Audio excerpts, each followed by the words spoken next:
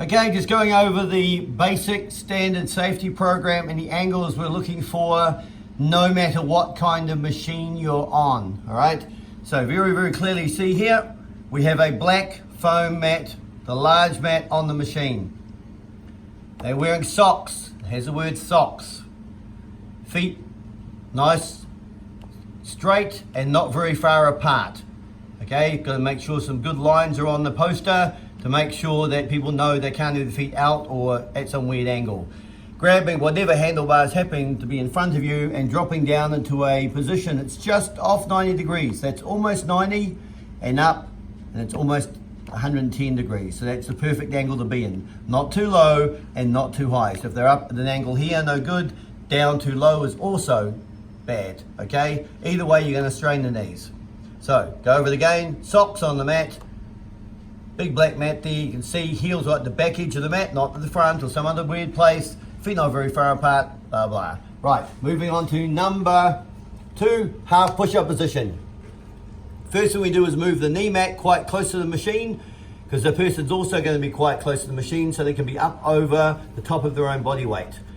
Now you can see here where their hands go on the mat, very clearly, the little cartoon drawing here of where the hands go, all right? Very important for them to put them there, they're sliding around all over the place. You can also see the hands are on the outside edge of the mat, nowhere else, not 4 inches in or up on the top or somewhere else, just right there. Then they're gonna get their back nice and straight, so make sure they're all straight through here, and when the machine starts to vibrate, they lower halfway down and hold, popping their elbows out to the side. You can see that little arrow going in there, and also I'll put an arrow on the poster of where they're looking. Now it's very important they continue looking down this area the whole time, because that means they can see with the peripheral vision where their arms are and their body shape is. And if this gap gets bigger or smaller, they can close the gap or push it back out, depending on if they're lowering, slowly collapsing, or trying to lock their arms out to cheat. So you're gonna make sure the arms stay bent, 110 degree angle, see on the arm here, another 110 degree angle, looking down here the whole time. So look around the place, or start gazing up at the mat here, tell them to look back down again. Very important. And again, also notice red socks on the feet. Well, any colored socks are fine, but socks. Now, full push up. Make sure people only try this under strict instruction. They can't allow to, no experimentation, they can't try it behind someone else's back, because if you see where the hands are, okay, they are not in the same place as the other poster. Check out again, not in the same place. See, look at the little picture down the bottom here on the angle. This one on the flat. If you try and do this position in this pose, you're gonna wreck your wrist very quickly, okay? 1.2 tons of force into the wrist, okay? Bent back really hard, okay, like that, not good, okay? So, up on the flat, okay, nowhere near the little ledge there. Back nice and straight all the way down to the toes, no sticking your bum in the air or sagging down the middle, and then again dropping halfway down, and again staring at the toes the entire 60 seconds. If the person looks up for any reason, turn the machine off immediately, okay? That's cheating and they're gonna hurt their neck, and we're all about safety. The person has to stay down low, checking out the gap between the machine and your body, just like they did in the other position, and making sure that gap doesn't get too big or too small. So dropping too low is bad, coming up too high and trying to lock the arms is also bad. Right? Moving on to the wide stance squat. This one is simple, and it's simple to do and looks simple on the poster. Toes on the outside, touching. Knees on the outside, touching. Hand touching the handlebar, dropping down to almost a seated position, come up a couple inches, and feet on a slight angle, like a 45 degree angle, so make sure they don't try and put them some weird angle like doing Pilates, and 100% of the weight through the heels. All of it through the heels, to try and get people out of the quad dominant behavior. Be very careful at the end, they don't try and just go the ball of their feet, okay? Go up on their toes and take the heels up. If you need to, sometimes I put my finger under the heels to make, and tell them to stand on my finger as hard as possible to make sure they keep their heels down the whole time. Okay, next pose, pretty simple, okay? It looks difficult because there's a lot of drawing on here, but it's actually quite simple. You put your hands next to your hips, not too close, but just on that nice little lip there. You can see where it is. Okay, it's not on top or to the side or somewhere else, right on that little lip. And 99% of the weight is going through the palms of your hand. So this part of your hand here, all the way through there. Not here and not on your fingers, all right? There. So you can stick your fingers out, just relax them and make sure all the weight stays through here. So 99% of the weight through the palms of the hands. Tailbone must be touching the back of the machine with about 1% pressure to the back of the tailbone. Near the end of the minute, that might go up to 10% if the person's getting really, really tired.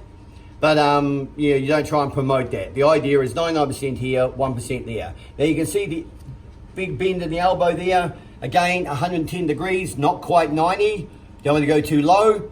And see how she slid the bum all the way down to the carpet there to make sure you can get this big bend. If you are sitting up touching the foam, there's no way that bend can be correct.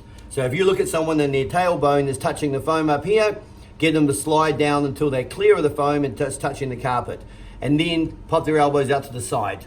Okay, you don't want any of this locked elbow stuff in here where there's just a very slight bend in the elbow, right? They're also looking at their knees. So notice there's also a slight slope here. They're not sitting straight up and down, just a very light slope leaning backwards. So the weight through there, tailbone touching, leaning back very gently, looking at the knees. Again, if they start looking around the room, turn the machine off. Okay, this is about 60, all these poses are 60% of absolute seconds of absolute concentration. Okay, the moment they lose concentration, their pose will start to wander, no good. Okay, next pose, basic thing. Now, this is something I tell all the customers, the first 4 positions, change your whole body composition because your arms and legs, as primates, are designed to do all the work, and they change your body composition, which is muscle fat, how much bone, how much quality of muscle you got, and body fat percentage, blah, blah, blah. Small muscles, like the abdominal muscles and the ones in your thumb and inside abductor, outside abductor, can't do any of those jobs. They're stabilizing muscles only. They're not big enough to make metabolic changes to your body. Okay, so the reason why I'm saying that is this pose is not meant to be as hard as the other poses, and don't let people try and make it as hard as the other first 4 poses. They're direct response poses. This is an indirect response pose, which you'll see in the article what I mean by that. Okay, so in other words, basically we're trying to influence these abs through your elbows. It's very indirect. It's not like just using your hands to go straight into your arms. So notice as it says, very relaxed. The hands are tight, like you're holding onto a branch of a tree. Quite often, obviously, I get that kind of action going on. Now the hands are not on top of the head. As you can see, they're just down here, just boom, just down here, like you're praying, all right? Head down nice and low. The mat says far away, far, not close. If they don't move the mat, then don't let the machine start up. If they're still trying to be in this position and they're trying that pose, it's not going to work out. They're going to be all bunched up and their head's going to be up over here somewhere. It's going to all look weird. They've got to move the mat away and they've got to kneel quite far away. So it's a bit of a stretch to make that pose. And you can see here a cartoon drawing of where the elbows go. Again, very important on this one for safety. If you let them put their elbows up on top, the machine starts up with a bit of a bump and it's going to slide and their back is going to go crack. You do not allow someone to come up with their own place to put these elbows. They go right on that edge. Okay, if you see someone trying to invent another way of doing it, turn the machine off and tell them to get lost, all right? Because they'll hurt their back and they'll blame you. They won't blame themselves and they won't apologize for getting it wrong.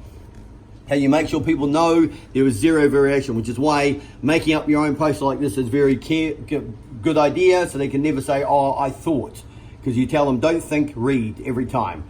So, hands tight, core very, very relaxed, elbows on the edge, and this puts 70% of the pressure in the abs, 30% in the lower back. Don't let someone try and go on their toes. Remember, don't let them take any gym poses and do them on the machine, all right? The gym and vibration training are quite different. You don't want anyone trying to bring that discipline straight into this world, all right? They go on their toes, those figures are going to swap over. 70% of the pressure straight into the lower back, only 30% in the abs. And people are going to start getting a sore back very, very quickly. All right? So go over the again, elbows there, mat far away, stretch out, nice straight back, very relaxed here, tight in the hands. Okay, now we're back down to the nice classic stretch. Now, on the kind of machines you're using over in China, you've only got the Vibratrain machine, so some people may be too short to lean back and put their tailbone on the pole. Most will be putting their hands against the side of the handlebars, okay, and just relaxing. It's very, very easy. Put their hands on the side of the handlebars, just leaning back very gently, very lightly, and just dangling forward, okay? So this part's standing forward, hands out here, and just relaxed. The idea is as long as the vibrations are traveling up through the heels along the back of the leg into the lower back, it's doing its job.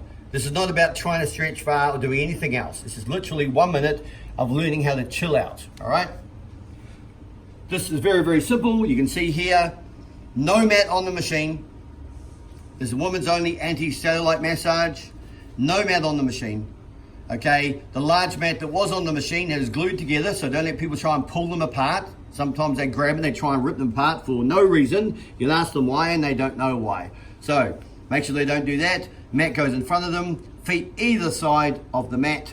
Great contact all the way through the back of the legs, all the way through there, okay? And 3 minutes. And this is women's only. Do not let guys try it. If they ask, say no, okay? Banned. Pose for males, okay? Because we have extra bits that don't like being whacked into 40 odd times a second at 1.5 tons of force, okay? Now, this pose here is not relevant to you. This pose here may be relevant if you get advanced people, okay? This is pure advanced. Toes to the front edge of the mat, deep squat, 110 degree angle. So you look at that angle, it's almost 90. Right, just look at the angle to the side of it, and it's just slightly, that's 90, and it's just slightly up from 90, okay? So just slightly out, almost sitting in a chair, coming up 2 inches and holding. The chance of someone making that without coming up is very, very, very difficult. So most of the time, halfway through the pose, they have to come over here, end up having to morph into this position. So this is the position most people end up doing, okay?